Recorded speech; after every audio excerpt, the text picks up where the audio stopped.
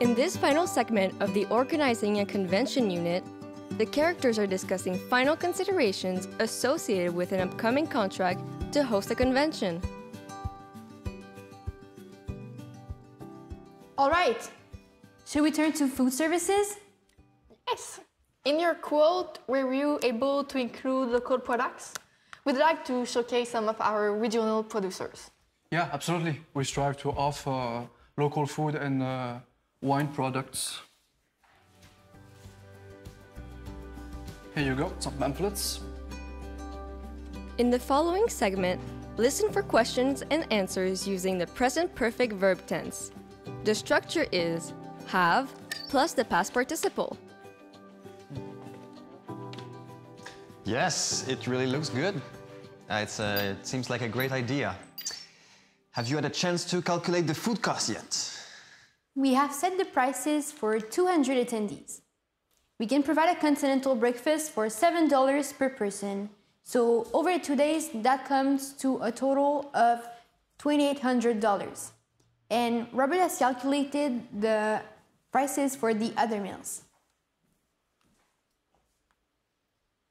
So for the lunch, we thought that for 200 attendees, well, we've chosen to propose like 3 options like you asked. So vegan, gluten-free, and well, regular.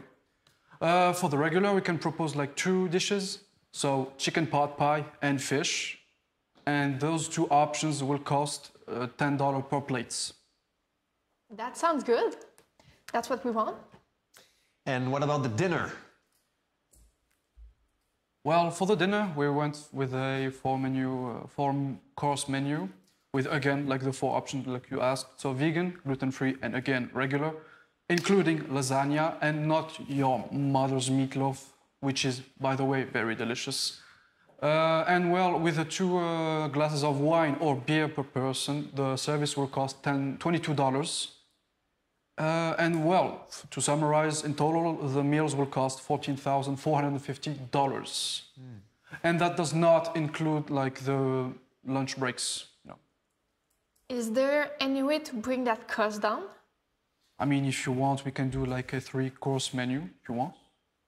But don't forget, Josiane, that the attendees will be paying a registration fee, and that should cover their room and their food.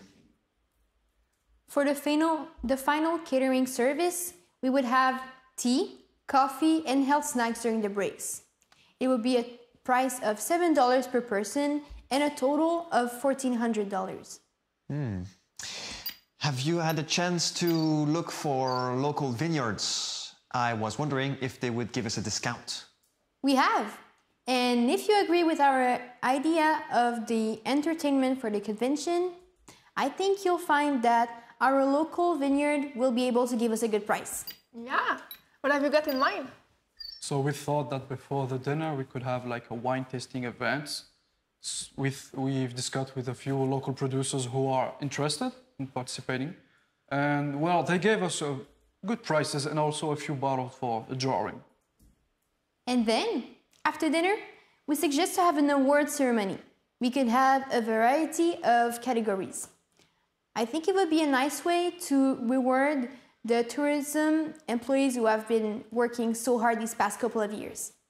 Yeah, I like that. I think that the people will really appreciate the peer recognition.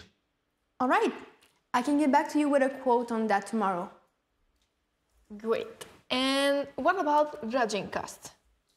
Well, we can offer you a 20% discount for early booking up to a month before the event. And if you want like to see the other prices, you can find it on our website. 20%, that's great, thank you. So now, all that will be left is planning the final steps and hammering a final price. Listen carefully to all the information that is required to finalize the formal contract. Right, so I've got that here.